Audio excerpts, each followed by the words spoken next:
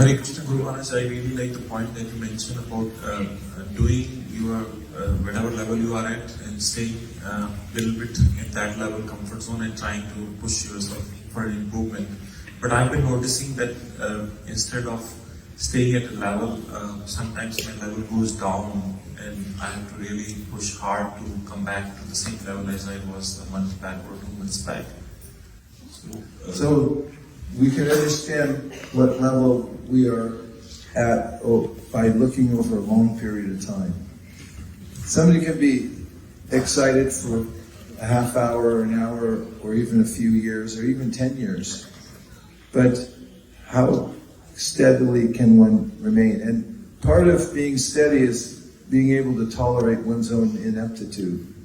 Because there's a way in which anartha-nivṛtti is an ocean we have to swim across. And we may think, when am I going to come to the end of this ocean?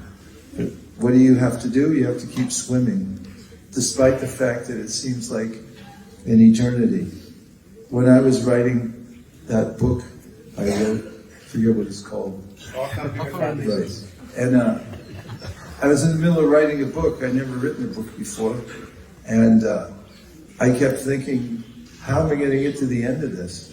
It's a huge project. And I thought of myself as being in the middle of an ocean. And all I could think was, keep swimming. Just don't stop.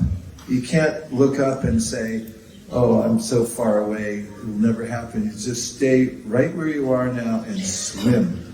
And in anartha-nivṛtti, we have to do that. There's a couple of encouraging analogies. One is that when you're going to the Himalayan and you want to reach the peak, approaching the mountain range, anybody who's lived around mountains, I've lived around mountains because I'm from California, Northern California. We used to go to the mountains a lot. And there's the foothills before you get to the mountain, the really steep peaks. And when you're going to the foothills, there's a lot of up and down. But as you're doing the ups and downs, you're still gradually going up in elevation.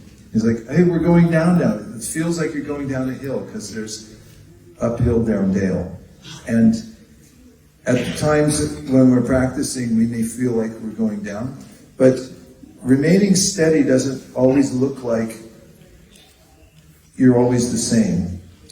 There's a theoretical line from San Francisco to New York, and a pilot flying a jet across the United States from San Francisco to New York has to adhere to that theoretical line, but from what I've read, they're only exactly on course 5% of the time.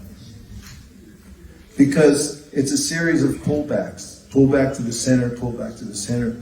And I like to think of our endeavor for devotional service, our cultivation, as a series of comebacks. It's almost every day it's a comeback, maybe even every 5 minutes it's a comeback. Whether it's speaking, chanting rounds, it's a constant.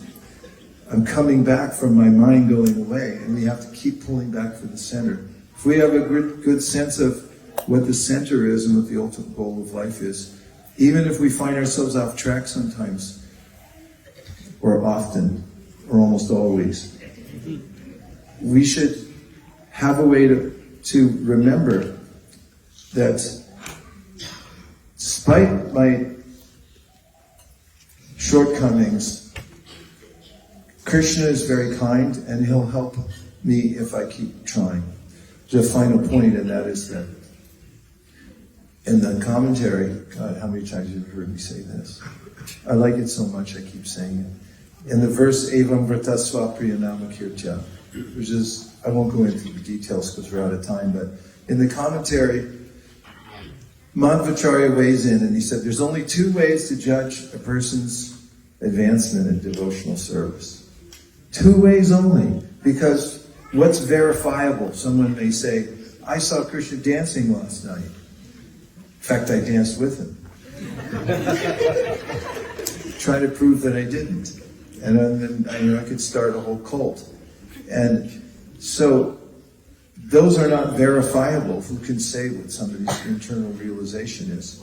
So therefore, Madhvacharya says there's only two ways you can actually judge yourself or others. The first one is steadiness. How many times do you get back up and keep on going and make a comeback even though you feel like a fool for being so lowly? And you just keep going and you show up for it always. Try to put in one good lifetime. And the second one is what you speak. You can't hide your speech.